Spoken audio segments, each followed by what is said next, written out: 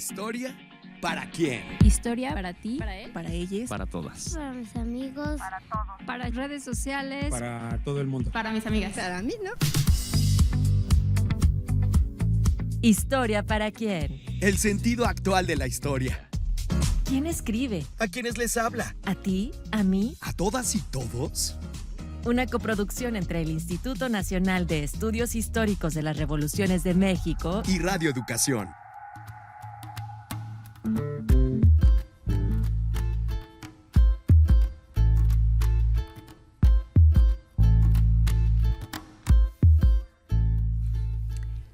Hoy vamos a abrir un cofre que, aunque no tiene candado, suele intimidar.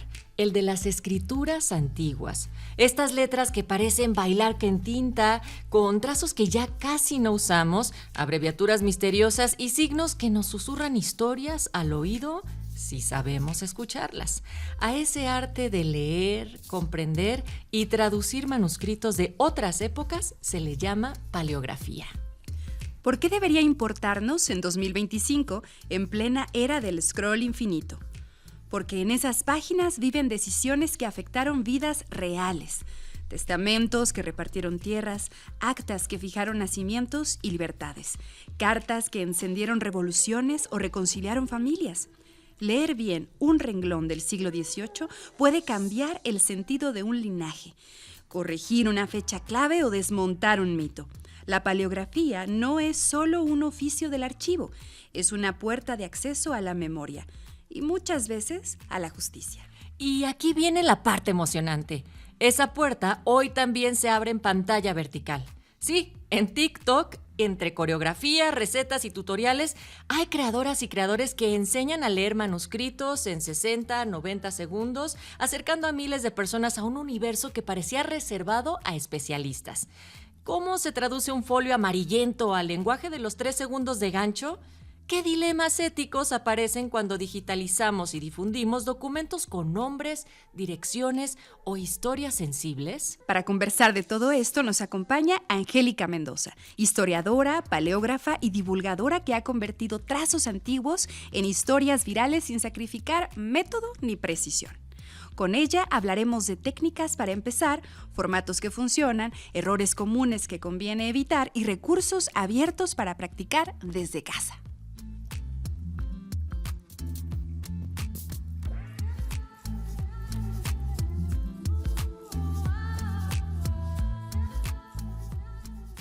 Hola gente querida, hoy no arrancamos bailando, a menos de que nos estén viendo a través de las distintas redes de Radio Educación y del INERM, porque pues así también pasa en el mundo de la chaviza de TikTok, querida Tamara, pero hoy ya estamos listas para estar en Historia para quién. Yo soy Natalia Luna y junto con Tamara Aranda, historiadora e investigadora del INERM, les damos la más cordial bienvenida, así es que tomen asiento, ajusten el brillo de su curiosidad y si están en el teléfono no le teman a pausar para mirar un detalle, porque hoy, aquí en Historia para quién, vamos a demostrar que la paleografía no es algo arcano. Es una herramienta viva que nos permite leer el pasado en voz alta y compartirlo a un swipe de distancia. Así es, y estamos muy contentas, muy emocionadas, además, pues estamos en modo fans nosotras, sí. Y reconociendo que pues nos encontramos en un encuentro de divulgadoras y divulgadores de la historia hace muy poco tiempo, un evento organizado por el Colegio Mexiquense y el Instituto Nacional de Estudios Históricos de las Revoluciones de México, así que pues bienvenida Angélica, estamos realmente agradecidas contigo.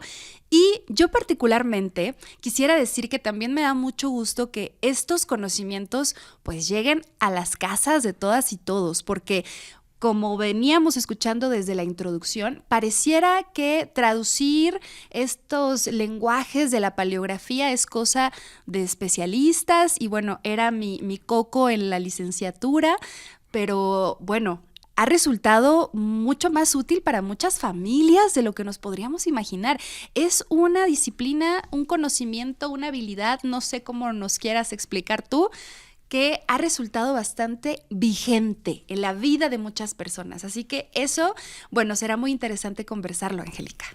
Hola, muchísimas gracias. En verdad estoy muy feliz, muy contenta de estar aquí compartiendo el micrófono con ustedes y con todos nuestros radioescuchas. Y pues sí, o sea, yo también me he llevado muy gratas sorpresas con la paleografía y con difundirla y con hacer videos, y es algo que realmente me apasiona y tiene un sentido totalmente social, no solamente académico, que ese también ha sido uno de los objetivos del proyecto y de difundirlo en redes sociales. Angélica Mendoza, cuéntanos un poco más sobre ti. Sabemos que eres historiadora, pero si quieres meter currículum va, pero también aquellas cosas que fuera del micrófono tal vez no saldrían normalmente en otros espacios, pero que a nosotras sí nos vas a confesar en Historia para quién. Sí, bueno, soy licenciada en Historia por la Facultad de Filosofía y Letras de la UNAM. Tiene relativamente, bueno, voy a cumplir casi un año de que me titulé, y bueno, también como un chismecito histórico, estuve en la Feria del Libro junto con Fe Navarrete, Jesús San Martínez, Margarita Kosic, y estuvimos hablando sobre la reivindicación de un personaje, mujer, importantísimo en nuestra historia, que fue Malintzin. Entonces, eso estuvo también muy bonito, muy interesante. Y tienes una publicación también, has trabajado el tema de mujeres. Sí, de hecho, una de mis primeras publicaciones ha sido para un capítulo de un libro que se tituló La conquista de México Tenochtitlan, en el marco de los 500 años. Fue una edición conmemorativa publicada por la UNAM San Antonio, y ahí abordé justo como la construcción del papel de traidora de la Malinche a lo largo de los diferentes siglos, ¿no? Sobre todo siglo XIX y principios finales del siglo XX. Y mira que esto va a resonar también con lo que nos han escrito nuestras audiencias, porque han solicitado información. Cuando hablamos con Raquel sobre colonialismo, también había, por supuesto, una cita necesaria hacia Malintzin, hacia crear nuevas narrativas, dejar de verla como esta traidora y entender la complejidad del personaje, Angélica. Ahora, ¿bailas o cantas? Ninguna. Bueno, ¿no? Para TikTok, ninguna. No, pero No, fuera en la de vida, TikTok. en la vida cotidiana. Me gusta mucho cantar. Eso. Angélica, a ver, también quisiéramos saber, porque ustedes dos ya hablan en lenguaje historiadoras. Entonces, Tamara cita que en la licenciatura le costaba trabajo esta materia, esta disciplina, en fin. Pero, ¿cómo se aprende paleografía? ¿Cómo te clavaste mucho más para tener las herramientas que ahora compartes a través de TikTok? ¿Y qué es? Explícanos, ¿qué es la paleografía? Bueno, yo empecé y la descubrí, la conocí precisamente también en la licenciatura, en un seminario que no era una materia obligatoria, sino más bien era una materia optativa. Entonces, al momento de decidir mis asignaturas, me llamó mucho la atención porque yo en ese momento no tenía ni la menor idea de qué era transcribir, no tenía la menor idea de a lo que me iba a enfrentar, pero realmente fue una materia que me apasionó desde el primer momento y se me hacía algo realmente sorprendente cómo podríamos acercarnos a esos documentos antiguos y sobre todo la complejidad que ello significaba, ¿no? Porque hay que conocer pues los modos de escritura antiguos y lo más loco y lo más difícil yo creo que son las abreviaturas. ¿Hay como un glosario, de eso o de dónde van sacando cada una de las referencias? Porque tú en tus videos de TikTok, por cierto, búsquenla así como tal, como Angélica, con tu apellido, Angélica Sí, Mendoza. Mendoza González. Vas escribiendo así, de a ver, aquí dice CR tal, con la L, ¿cómo le llamas? Superpuesta, cuando es coronel. Ajá. Coronel, sí, justo. Sí, y entonces te va descifrando y ella va escribiendo en el videíto cada una de esas interpretaciones. ¿De dónde salieron?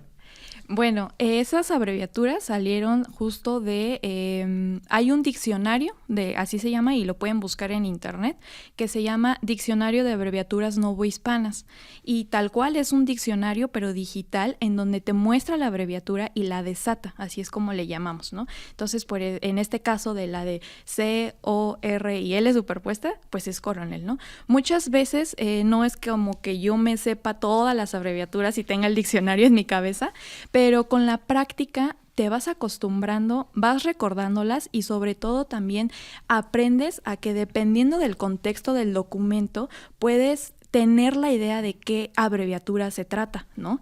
En uno de mis últimos videos no había visto esa abreviatura de ejército, pero como estaba describiendo todos los cargos de la persona y decía coronel, dije, ya sé qué dice, y dice ejército. Yo, sí, claro, dice ejército. Y, por ejemplo, esa abreviatura no está en el diccionario. Entonces, justo la práctica hace que uno mismo pueda ir teniendo las herramientas adecuadas para poder, digamos, descifrar la abreviatura. Y bueno, estamos hablando de documentos muy antiguos, ¿no? Nos dice, son novohispanos, bueno, entonces son varios siglos atrás. ¿Por qué sigue siendo imprescindible esta herramienta? Yo noto que cada vez habemos más historiadoras e historiadores que abordamos temas actuales, ¿no? Siglo XX, todavía el siglo XIX, donde la letra es parecida, ¿no? Ya encontramos incluso documentos impresos y eso hace más fácil la lectura. Pero cuando hablamos de estos documentos un poco más antiguos, de temas que también son más antiguos, pues como que ya no tanto. Entonces, cuéntanos, ¿por qué sigue siendo importante estudiar la paleografía y por qué es algo que además valdría la pena que toda la población conociera? Es una pregunta muy interesante y yo creo que tiene varias vertientes para responderla.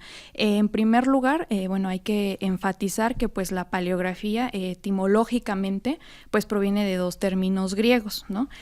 Palaios, que significa antiguo, y grafé, que significa escritura. Y ya la terminación ia significa que es una disciplina o una ciencia.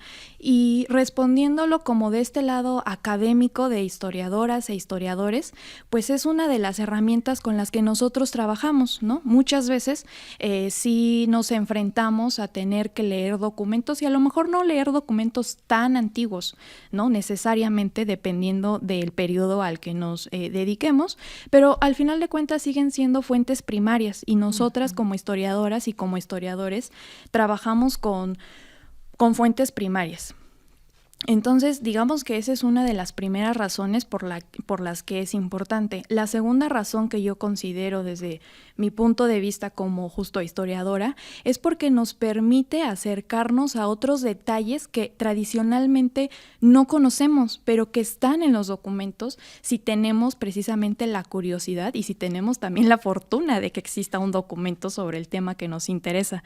Y en tercer lugar, y que es con lo que me he dado cuenta a partir de la divulgación y de la publicación de los videos, es que puedes ayudar a las personas a construir algo tan relativamente sencillo como su historia familiar, porque me han llegado casos en los que me dicen, oye, tengo un acta de mi abuelito, por favor ayúdame porque no entiendo. Y no es un documento tan antiguo, o sea, es un documento como del siglo XX, que es una letra, digamos, manuscrita, pero que es difícil de comprender porque sí fue un documento redactado por un registro civil que pues tiene ciertas terminaciones, digamos, jurídicas, que incluso vienen también abreviaturas y me dicen, es que no entiendo qué dice, ¿me lo puedes transcribir?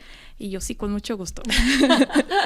Entonces, eso ayuda también, o sea, esa es la función social realmente de la paleografía, claro, y de difundir la labor que hacemos las historiadoras y los historiadores. Y qué bonito además que traigas la historia de los documentos, ¿no? Que esa es otra cosa, o sea, el documento, esas materias primas, como dices, con las que trabajamos, pues también tienen una historia, ¿no? En qué papel fueron escritos, qué tinta, nos habla de la condición social de quienes los realizaron, o sea, también son historias aparte que complementan en mucho sentido pues lo que estamos leyendo. Ya lo decías hace unos momentos, Angélica, reconstruir historias familiares también puede ser útil a nivel de los testamentos, de estos documentos sobre a quién le dejan una casa, qué nombre, como ese tipo de cosas muy funcionales. Y yo, que soy una aún romántica, aquellas cartas de amor tal vez que se enviaban y que ya no logran los nietos o quien sea, pues entenderles por completo. Estamos hoy conversando con Angélica Mendoza. Gracias para todas nuestras audiencias que nos están siguiendo, no solamente en vivo al mediodía aquí todos los lunes en el 96.5 de FM, sino que también estamos en las redes de Radio Educación y del INERM, sobre todo todo en Facebook, X y YouTube. Todavía no en TikTok, pero ya deberíamos de hacer más. Ahora con Angélica aquí deberíamos de retomarlo. Pero también nos pueden encontrar vía Spotify si nos buscan como Historia para Quién. Y si nos quieren escribir, pueden hacerlo a través del WhatsApp en el 55 12 33 29 15. Bueno, pues hoy nuestra cápsula va a dar cuenta de cómo la paleografía se puede remontar a un personaje tan emblemático, Tamara, como Sor Juana Inés de la Cruz, sobre todo en sus últimos días, en donde pues hay un debate histórico entre si realmente se estaba queriendo ganar el cielo o si había una presión ejercida por parte de la Iglesia muy fuerte para que ella escribiera al final una serie de como arrepentimientos. Sí, y además que ya hay otros textos previos, ¿no? La respuesta a Sor Filotea, hay como mucha conversación en torno a esto y no podríamos saber ese bello y enriquecedor chismecito histórico sin la paleografía.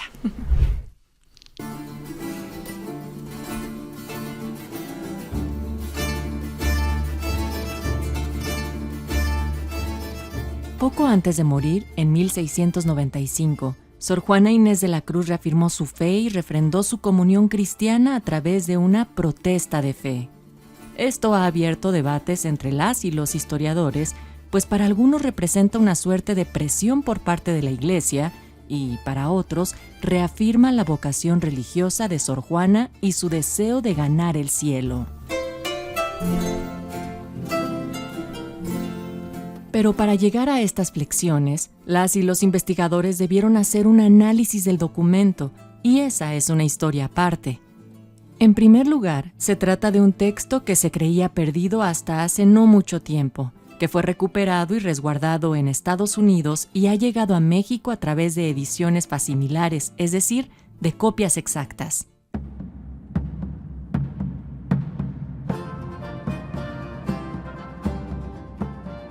En segundo lugar, es un documento lleno de elementos que dan luz, tanto de la historia de Sor Juana como de la vida conventual del siglo XVII en la Nueva España.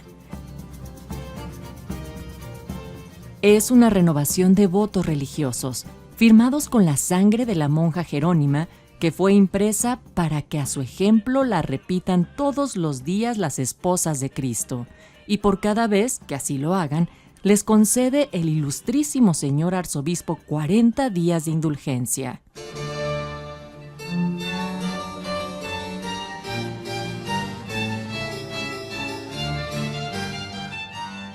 Cabe mencionar que la impresión de esta protesta de fe fue tarea de doña María Benavides, viuda de Juan de Ribera, lo cual también indica el poder al que podían acceder algunas mujeres en la Nueva España.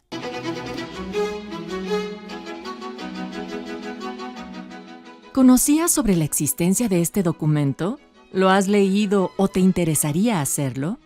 Reconstruir la historia es una tarea que requiere de múltiples habilidades y conocimientos, como la lectura e interpretación de documentos antiguos, algunos impresos y otros escritos a mano, con tipografía y caligrafía que no siempre nos resultan familiares.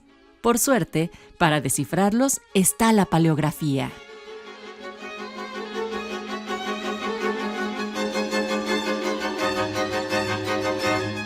Paleografía me hace recordar mucho escritos de mi abuelita. Mi abuelita tiene una letra súper bonita y lo bien que estaba forjado este tipo de tipografía, el escribir, que creo que hay unas palabras que no logro entender, ¿eh? Mis abuelos escriben así, e incluso mi papá también escribe muy bonito. Ajá, y no les entiendo, la verdad. Yo nada más he visto como cartas que se escribían mis papás, o sea, cartas de amor y así.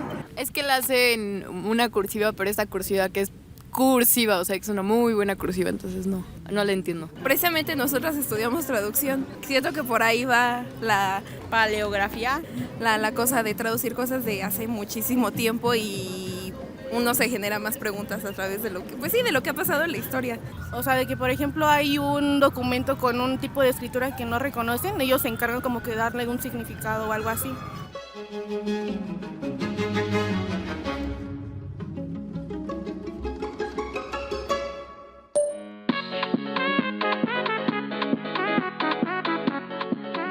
Si tienes una historia que compartirnos o te gustaría que abordemos alguna en especial, Graba un audio y envíalo vía WhatsApp.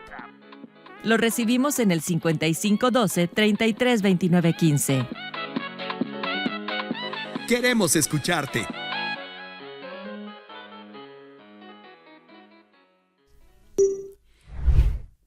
Hoy en Historia para Quién estamos hablando sobre los usos y cómo en la vida práctica la paleografía puede difundirse desde espacios como TikTok. Nos acompaña Angélica Mendoza, ella es historiadora, es paleógrafa, es divulgadora de la historia y bueno, quisieras añadir algo al respecto de lo que acabamos de escuchar. Con eso está bien. Ahora, la pueden buscar así en su canal de TikTok, que ahora ya se está transformando hacia historia y paleografía. Y hay algo que a mí me llamó mucho la atención. Si bien este programa es grabado, pues no tiene tanto que tuvimos nuestro espacio en el cual hablamos sobre el 15 de septiembre, 16, las fechas patrias. Y en ese contexto me encontré con un TikTok de Angélica, en donde ella no solamente destaca algunos de los nombres que en las arengas menciona la presidenta Claudia Sheinbaum, sino que aparece Gertrudis Bocanegra. Y de ahí, de un hecho actual, tú retomas un documento para explicar quién fue Gertrudis y nos vas desglosando cada uno de los elementos para entenderla. En ese aspecto, cómo la paleografía nos ayuda no solamente a situar en el presente personajes históricos que han sido relevantes, sino incluso tal vez cambiar la narrativa de lo que creíamos o desmitificar algunas cosas que nos han contado a lo largo de la historia, Angélica. Sí, yo creo que uno de los grandes retos a los que nos enfrentamos todas las divulgadoras y los divulgadores, sobre todo de las ciencias sociales, es justo cómo atraer el interés del público. Entonces, a mí me interesa particularmente mucho la historia de las mujeres. O sea, es un tema que me apasiona, es un tema que me gusta, es un tema que es sumamente necesario, no solamente en la actualidad, sino siempre, ¿no? Solamente que hoy ha tenido pues más difusión. Entonces, en ese sentido, también tiene poco que fue el aniversario luctuoso precisamente de Gertrudis Bocanegra, y dije, ¿cómo puedo compartir que fue su aniversario luctuoso, pero sin caer en este aburrimiento de decir como, bueno, Gertrudis Bocanegra nació en Pátzcuaro y tal, y murió por la patria, ¿no? Entonces dije, ¿cómo? Y dije, voy a investigar si hay documentos sobre ella o si encuentro uno de ella, ¿no? Entonces, investigando precisamente me encontré con un documento que escribió un coronel que se llamó Francisco de Paula Tamaris, en donde él hace un tipo documento para uno de los hijos políticos de Gertrudis Bocanegra, en donde están solicitando apoyo del gobierno porque quedaron en una situación de precariedad él y sus hermanas, ¿no? Entonces también ese video todavía no lo subo, pero incluso está una carta que también hace una de sus hijas que se llamaba Dolores, en donde también está solicitando apoyo del gobierno y explica pues la situación que vivió su madre y también como una parte de recompensa o de ayuda por la labor que hizo su madre durante el proceso de independencia, ¿no? Entonces, justo dije, ¿cómo puedo hacer que sea llamativo? Y dije, el grito de independencia. Y que también pues fue algo muy importante, algo muy necesario y algo que al verlo ese día en la cena del 16 de septiembre, pues a mí me dio mucho gusto que se nombraran más mujeres. Y dije, no, sí, o sea, es que esto está perfecto, ¿no? O sea, a mí me funciona mucho para mi contenido de redes sociales. Entonces fue como enmarcarlo en ese contexto, también en el contexto del aniversario luctuoso de Gertrudis, y luego, bueno, pues ya hacer la paleografía y subir el video y ya, nada más. ¿Y cuál fue la reacción? O sea, ¿cómo viste que el público tomó el documento? ¿Sabían quién era Gertrudis? ¿Les dio curiosidad por conocer más sobre el personaje? También, bueno, me llama la atención cómo es que o sea, ¿cuáles han sido los videos que más te han funcionado? O sea, en TikTok entendemos que hay un cierto gancho, hay una viralidad, o hay tendencias sobre ciertas cosas. De repente nos dicen, no, pues que los hashtags ponlos acá, o ponlos sobre el texto, o que utiliza la música viral, o que no porque luego te metes en problemas de derechos de autor, o que tal música. ¿Cómo le haces? O sea, ¿qué te ha funcionado a ti para divulgar historia? Yo creo que sí ha sido un poco difícil porque no ha tenido, digamos, este sentido de viralidad en sí mismo, ¿no? Entonces, lo que a mí me ha funcionado, y bueno, los videos que más han pegado son precisamente los de las transcripciones. Entonces yo siento que a las personas les causa mucha curiosidad y así me lo han puesto en los comentarios. ¿Cómo es que entiendes eso? ¿No? O sea, ellos no se explican,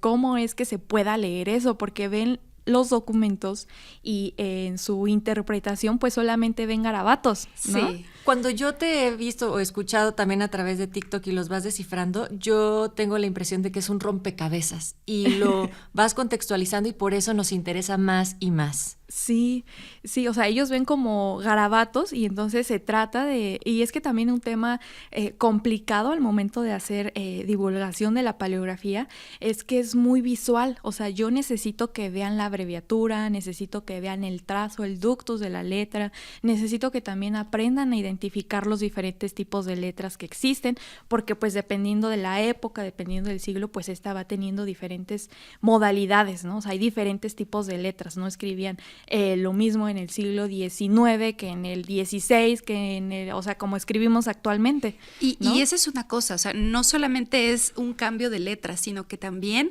es diferente la letra que se usaba en contextos judiciales, ¿no? Que la procesal encadenada, ¿no? Que ese es el terror más grande que pude haber sentido en la carrera. Sí. Y bueno, en fin, ¿no? Hay como también distintos contextos, ¿no? Si se está, por ejemplo, redactando un parte de guerra, pues también los contextos son distintos, entonces la letra va a ser pues más arrastrada, ¿no? Así como cuando escribimos nosotros con prisa, pues también lo vamos a ver en los documentos y es muy interesante tu proceso, porque tú haces primero que las personas descifren pues el abecedario, ¿no? A ver, vamos a hacer el alfabeto de este documento, identifica las A's, las B's, las C's, todo el diccionario, el alfabeto, en mayúsculas, en minúsculas, ahora vamos a interpretar las abreviaturas, ahora vamos a localizar los renglones, o sea, es además un trabajo súper detallado, muy puntual, que también nos recuerda ese trabajo que hacemos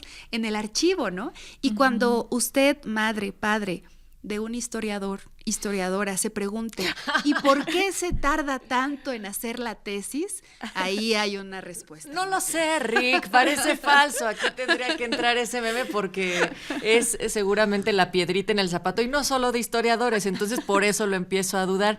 Y ahí también podría entrar el otro meme que dice, mijo, tú que estudiaste historia, a ver, léeme qué dice aquí, qué quiso dejarme dicho tu tía.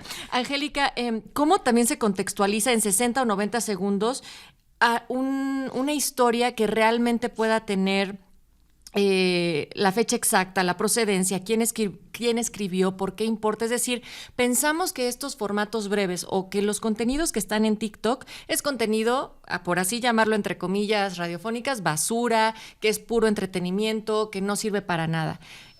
¿Cómo hacer que esto realmente sea atractivo y que además sea incluso una fuente de consulta, no solamente de mera información o entretenimiento?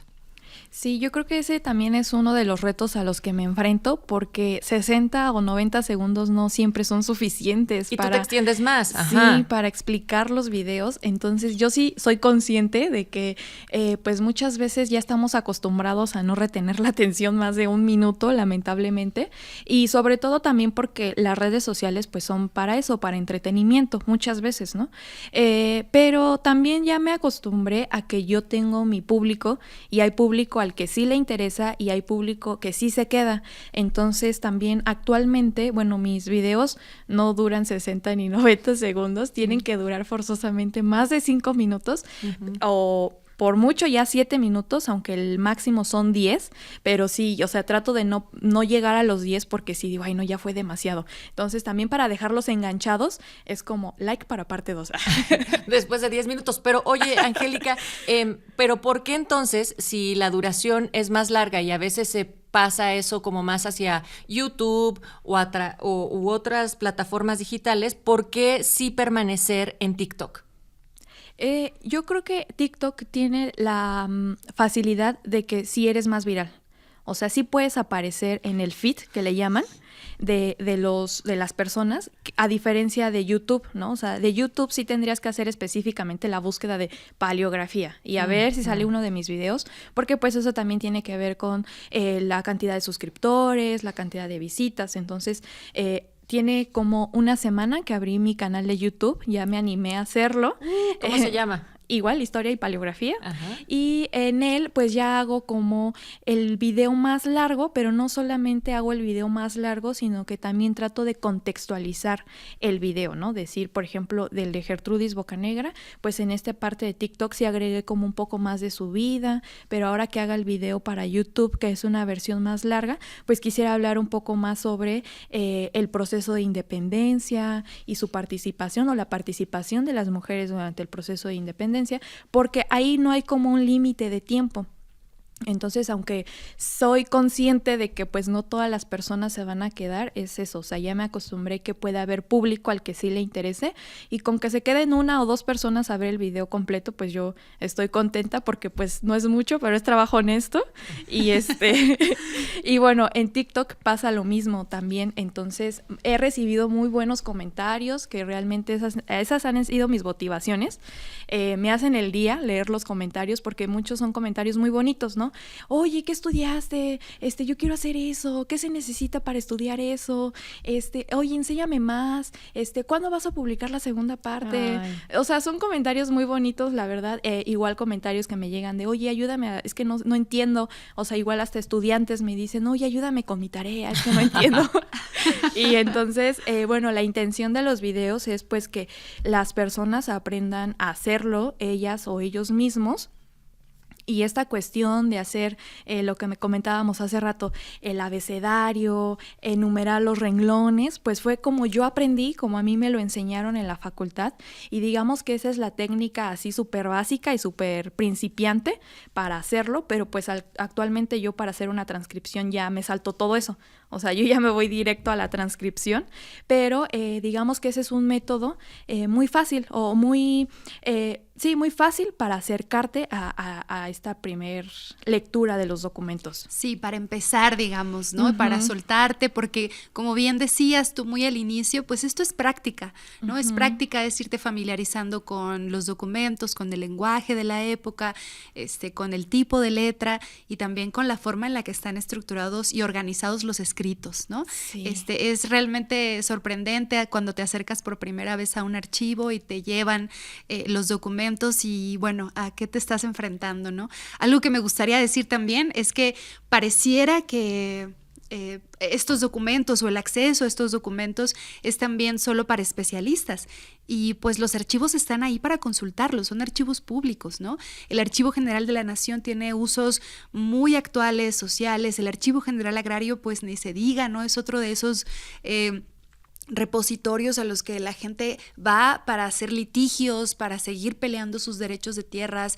Entonces, bueno, ahí está nuestra memoria y por lo tanto podemos ir a consultar y bueno, cada acervo tiene sus requisitos, ¿no? Uh-huh. Pero pues son archivos públicos, son de todas y todos y por eso descifrarlos pues es una labor social imprescindible. Luego imponen mucho, entonces yo creo que también deberíamos de hacer un programa sobre cómo acceder a los archivos que son públicos si no somos personas que se han dedicado a alguna ciencia social que les ha orientado como los trámites o incluso la metodología para poder acercarlo y perderle un poco ese miedo. Antes de irnos a lo que dice la gente en las calles, quisiera preguntarte brevemente, Angélica, ¿cuáles son algunos casos de la vida real que más te llegan, o sea, para el uso de la paleografía? Me han llegado curiosamente, y eso habla también de la importancia de la paleografía y de esta diferentes funciones que tiene no solamente para nosotras las historiadoras y los historiadores, que me escriben abogados. Abogados me escriben y me mandan actas. No son igual documentos tan antiguos, pero sí son actas en donde me dice, oye, es que necesito que me ayudes a hacer esta transcripción, ¿no? Entonces ya la realizo, pero me doy cuenta de que son documentos como judiciales, ¿no? Y digo, o sea, ya seguramente ya sé qué está pasando. Es que escriben en clave, o sea, te llega un contrato y bueno, Ajá. Yo en 2025 entiendo una cuarta parte todavía de repente. Sí, entonces eso también habla, ¿no? De la necesidad, no solamente que nos tenemos las historiadoras y los historiadores de la paleografía, sino en general. Y también me llegó un caso de una persona que estaba buscando obtener la nacionalidad española a través de su abuelo, porque su abuelo fue exiliado aquí en México, y entonces él tenía las actas de nacimiento de los papás de su abuelo, pero ya eran documentos, esos sí eran como de finales del siglo XIX y no entendía, ¿no? Entonces me dijo, oye, por favor, ayúdame, y me contó todo el contexto, ¿no? Entonces ya hice las transcripciones de las actas. Luego también le dije, oye, es que ¿sabes qué? En el Archivo General de la Nación existen documentos, muchos documentos que hablan sobre el exilio español, y al parecer encontramos la ficha de su abuelo que ingresó por Veracruz.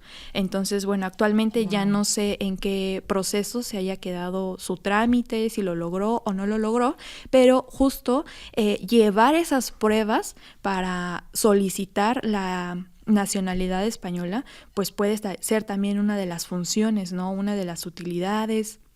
Me han llegado también, el otro día me escribió alguien como de Marruecos, Wow. el TikTok lo tradujo y me mandó una foto de una piedra que tenía un grabado, pero estaba como, no sé, en griego o no sé en qué estaba. Y bueno, sí le dije como, oye, amigo, pero es que no sé griego, pero déjame ver qué puedo hacer y todo eso. Ajá. Y también me han escrito personas, por ejemplo, de Argentina, que me dijo, oye, es que tengo una carta que no sé qué dice. Entonces fue de, a ver, mándame la foto, pero pues sí estaba muy borrosa, y fue de, es que no, sí está muy dañado el documento y pues no se alcanza a distinguir bien, ¿no?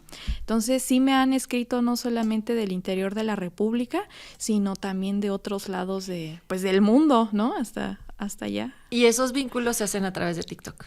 Así es. Sí, la maravilla de las redes, ¿no? Sí. Qué increíble y qué impresionante además estas facilidades como la traducción, ¿no? Que encuentras ahí. Y bueno, ahora sí vamos a escuchar lo que la gente dice en las calles con las conversaciones con Juan Ramírez.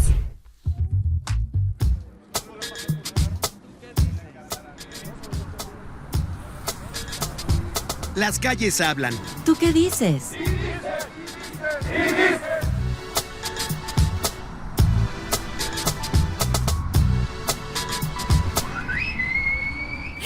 Si uso TikTok, lo uso para grabar TikToks y para ver TikTok. Para procrastinar, la verdad, pero a veces también me sirve como para inspirarme en cosas artísticas como de moda o ropa, música. Para ver memes y pues perder el tiempo. Principalmente para entretenimiento, de la parte como de mercadotecnia, promociones, algún producto de novedad y así. Porque hay muchos reels o TikToks que son cortos y por ejemplo nosotros estudiamos ingeniería civil, hay muchos reels que nos salen de AutoCAD y es más fácil que ver un video completo. Y lo ocupo pues para la racha. Pues como que mandar videos entre amigos. Como videos de humor, de arte, películas, a veces maquillaje, contenido para armar outfits y así. Deportes, y cuando no es eso son noticias o memes. Hay buenas cosas y normalmente me centro mucho en la música. Descubro muchos proyectos, no solo eso, material para poder usarlo. Creo que ahorita es top. Es muy raro la persona que te diga que no ocupa TikTok. Pues a veces incluso para investigar también, o más que nada porque no me gusta ver noticias en sí en la tele, porque siento que están igual muy manipuladas. Siento que hay buenas fuentes, tanto como hay malas fuentes, como hay buenas fuentes de las que puedes investigar. Yo lo ocupo más como para recomendaciones de libros y... Hay uno que se llama Historia para Tontos, lo sigo desde hace mucho tiempo. Y aparte a mí me han salido videos respecto a clases de historia y lo que ha sido de años anteriores, todo eso. Siento que TikTok como medio de difusión masiva es muy útil. Sinceramente creo que la mayoría de los jóvenes es algo que les da igual, de que, por ejemplo, si les aparece en TikTok una clase de historia, pues lo van a skipear. A mí sí me interesa, lo vería sin que me dieran un incentivo. Pero sí ocupo videos que sean como con una buena narración de la historia, que esté bien narrado y que sea interesante. Videos con los cuales identificarse con uno mismo de la autoestima, videos de entretenimiento. Creo que sí se pueden aprender cosas, pero tiene que ser en cuentas en las que se vea que alguien investigó mínimo. Hay que saber discernir información. Pues también hay canales como tipo académicos. Yo creo que más que nada se ocupa retención de audiencia. Simplemente es cosa de ser ingeniosos para que la gente le llame la atención. Hola, hoy te voy a enseñar a hacer una transcripción paleográfica y las cosas más básicas que tienes que saber. Después de eso tienes que hacer un abecedario. A lo mejor te puede dar mucha flojera, pero créeme que te va a servir muchísimo. Like si quieres que te enseñe ahora a transcribir este documento que está más difícil.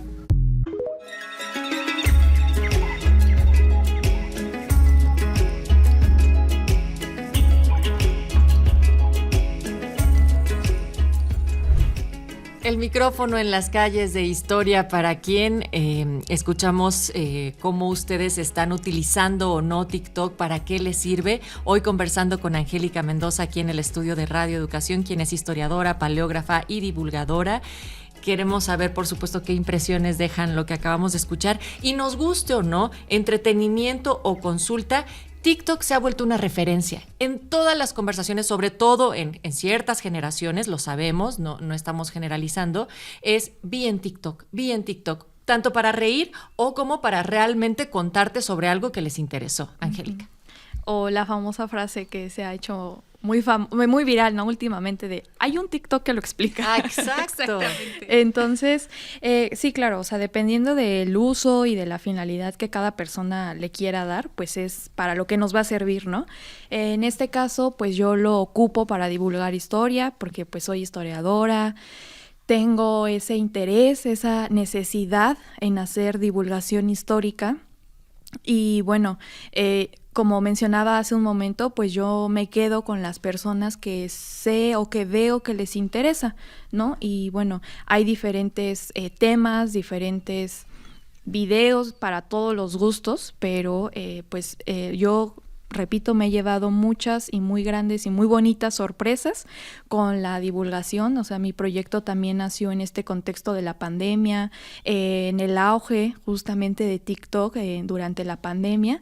Y pues yo decía, ¿qué hago? O sea, sí quiero hacer videos, pero pues es que lo mío no es como salir bailando ni salir cantando.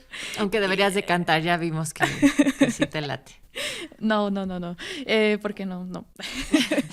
Entonces, de hecho, mi primer video fue sobre una práctica dando clases en CSH Sur y también se hizo así como súper viral. Y como me interesaba y me apasionaba y me sigue apasionando la paleografía, dije, voy a ver qué pasa si subo un video. Y ese video actualmente tiene más como de 2,000 reproducciones, lo cual para mí sí ha sido una sorpresa porque yo me esperaba que tuviera, no sé, 3, 4 reproducciones y un montón de comentarios igual. Y a partir de eso fue cuando dije, bueno, es que sí interesa, ¿no? Y sí es importante, y pues lo he continuado hasta el punto de que, lo comentábamos también al principio del programa, pues nos encontramos en el encuentro de divulgadoras y de divulgadores de la historia organizado por el Colegio Mexiquense, por el INERM, y eso también fue una gran sorpresa porque yo dije, ¿Cómo? O sea, nunca imaginé cuando subí mi primer video de paleografía que pudiera tener ese alcance y ahora también estar aquí con ustedes en la cabina. Entonces es realmente algo muy bonito, algo muy significativo para mí y pues sin duda una motivación para continuar haciendo las transcripciones. Y es que, como decías, a la gente sí le gusta la historia, sí, ¿no? Y desde el primer sondeo que hizo Juan Ramírez en aquel primer programa de Historia para Quién ya nos decían, ¿no? Las audiencias, o no me gusta para nada, no le entiendo, o sí me gusta muchísimo y quiero consumir contenido al respecto. Entonces, bueno, si tenemos una audiencia que tiene interés, hay que ofrecerle también contenidos pues de calidad y que sean interesantes. Nosotras nos lo decimos en cada programa. Sí les gusta la historia, sí les gusta la historia. Sí. Eso es muy importante lo que estás diciendo. Y aunque yo sé la respuesta, pues tenemos que hacer la pregunta, Tamara. Realmente hacer divulgación para redes en estos formatos de TikTok, que insisto, mucha gente puede estar desacreditando de inmediato al escuchar esa palabra, ¿le restan rigurosidad? ¿Le restan investigación? Bueno, desde mi perspectiva, no, pero depende también, ¿no? Porque pues también está este lado oscuro de las redes sociales, de la desinformación, pero bueno, en mi caso, yo cuando publico un video, pues sí trato de que pues no cometa ningún error, ¿no? Ningún error histórico, ningún error incluso en cómo transmito el mensaje, ¿no? Para que no se malinterprete o para que no me funen. Entonces, por dos. Sí es muy importante. Y bueno, eso también es algo que nos han enseñado en la carrera, ¿no? Comprobar los datos, comprobar las fuentes, y por eso me interesa mucho ya también transitar a este formato de YouTube, porque quiero como contextualizar más los documentos, porque me he dado cuenta que muchas veces en los documentos vienen, por ejemplo, mencionan un pueblo, ¿no? Y ese pueblo, quién sabe dónde queda. Entonces, lo que quiero hacer ahora en los videos es decir, bueno, ese pueblo está en Jalisco, o ese pueblo así se llamaba antes, o ese pueblo se encuentra así se decía en Hidalgo, ¿no? Cosas así. Entonces, justo una de las cosas que quiero hacer para darle esa rigurosidad, digamos, histórica, es contextualizarlos, ¿no? Y decir, pues es que si nos vamos a otras fuentes o consultamos estas otras historiadoras o historiadores, nos dicen que para que justo se vea que los documentos y que los videos pues tienen esa digamos rigurosidad académica que yo siento que en el contexto de las redes sociales pues sí es muy necesaria. Y que nosotras que hacemos, por ejemplo, este programa, que es un medio de comunicación para un espacio, en este caso Radio Educación, que es un medio público, tenemos como una serie de cargas y de responsabilidades muy particulares, pero además generar contenido, y Tamara, que es la chida aquí, la investigadora, lo sabe bien, y poder hacer toda la investigación, resumirlo en una cápsula de 2 minutos, a veces representa mayores retos a que estés hablando así 2 horas seguido y que este mensaje realmente pueda llegar a la gente que no tiene contextos previos y que no son públicos especializados también. Y que no tienen por qué serlo, ¿no? Eso es algo muy importante también, que bueno, es una parte del deber social del historiador, ¿no? De las historiadoras, el compartir esto, sobre todo algo que nos han inoculado quienes estudiamos en una institución pública, ¿no? Como la UNAM. O sea, es parte de tu compromiso social y es parte, pues, de lo que la sociedad hizo al cubrir estos estudios profesionales. Entonces, hay como mucha responsabilidad en esto que hacemos y eso implica, pues, un ejercicio muy extenso, ¿no? Muy amplio, de mucha conversación y mucho diálogo también con otros colegas que están haciendo estos ejercicios y, bueno, recordarnos constantemente qué estamos haciendo para que esto sea algo productivo, interesante también, que entretenga, que llame la atención. Y que en algún momento también sostenga la vida de manera digna, porque las ciencias sociales, que castigadas están, entre muchos otros. Y la divulgación, ¿no?, de la historia. Ajá. Y aquí viene otra pregunta, Angélica. ¿Cómo le haces? ¿Y se puede vivir? Ajá, o sea, a ver, estás transitando a YouTube, eso implica pues la posibilidad de monetizar, ¿no? Y eso es muy importante, que dejen correr los anuncios. Pero a ver, ¿cómo le hacemos con el micro que necesitas, con la luz, con el equipo, con todos estos materiales? ¿Qué utilizas para hacer tus transcripciones? Pues nada más utilizo mi teléfono y mi computadora, pero sí se necesita equipo, o sea, se necesita un micrófono bueno. Yo creo que ese también es uno de los retos a los que me he enfrentado. Hace poco me compré un micrófono, pero no me di cuenta de que no le entra a mi celular, o sea, no es la misma entrada. Ahorita que salgamos, platicas con Juan Ramírez y te damos la asesoría. Exactamente. Se los vendo si quieren, a ver si les sirve a ustedes. Bueno, ya, pasó eso. Sí se necesita también, por ejemplo, iluminación o un soporte para el teléfono, porque hay unos formatos de video en donde imprimo el documento y hago la transcripción a mano. Y yo siento que esos son también los videos que más han tenido viralidad, porque actualmente lo que hago es grabar la pantalla de la computadora y entonces se graba al mismo tiempo el documento y se graba la transcripción. Entonces eso también está interesante, pero creo que llama todavía más la atención que las personas vean el documento impreso, ¿no? Entonces eso también pues requiere de otras necesidades. Y bueno, yo actualmente no tengo muchas esperanzas en monetizar porque piden muchos requisitos, y uno de esos requisitos es tener más de 10,000 seguidores, estar haciendo lives cada 2 horas o cada 3 veces por semana, que mínimo. te estén hypeando el video. Mínimo, que te estén mandando como le llaman, creo que en TikTok, regalos. Entonces pues tampoco es mi intención como lucrar como con el conocimiento, ¿no? Porque al final de cuentas pues también son documentos que son públicos, o sea, son documentos que están en repositorios digitales que no me pertenecen, o sea, son de todo el pueblo. Yo nada más lo que hago es decirles, es que miren lo que dice este documento, está padrísimo, ¿no? Entonces, por ejemplo, en YouTube, pues no, o sea, apenas tengo como 7 suscriptores, me faltan un montón para los 10,000. Pues... Ahorita no sabes cómo van a reaccionar las audiencias de Historia para Sí, quién. por favor. Pero, a ver, además de ese tipo de monetización, el estar transcribiendo documentos que te puede llegar a mandar la gente, algunos pueden ser en buena onda, pero también se puede convertir como en una profesión, en un oficio.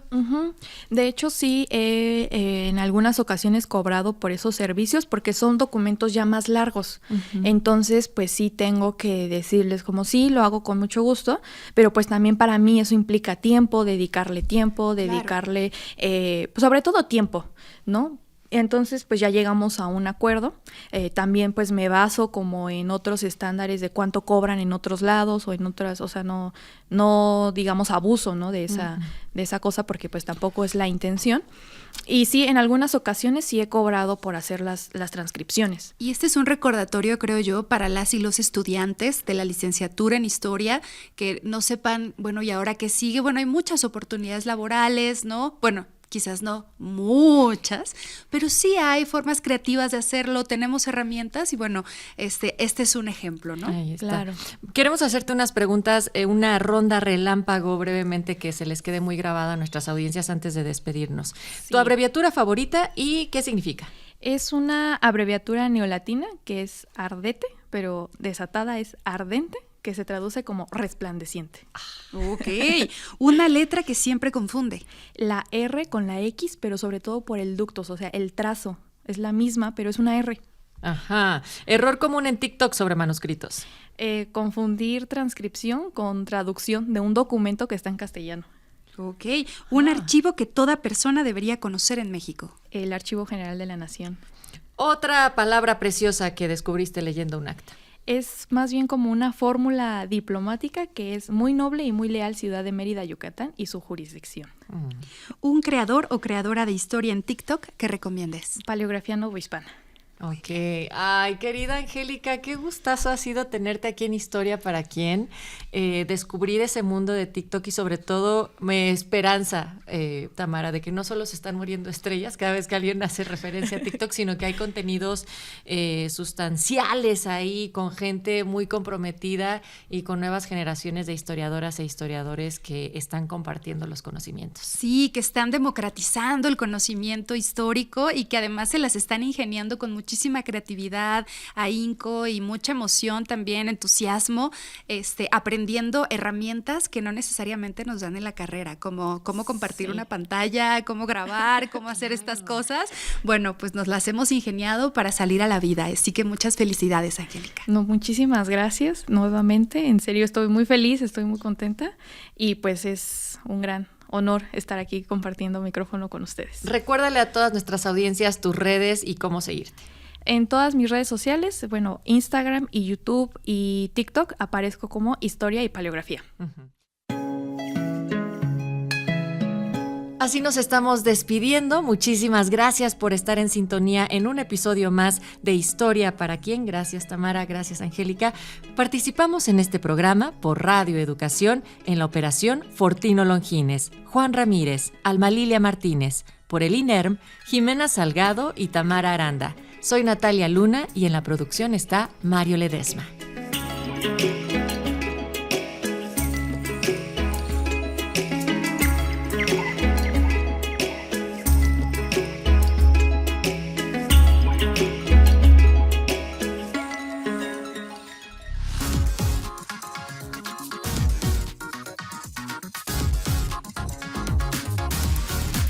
Radio Educación y el Instituto Nacional de Estudios Históricos de las Revoluciones de México presentaron Historia para quién.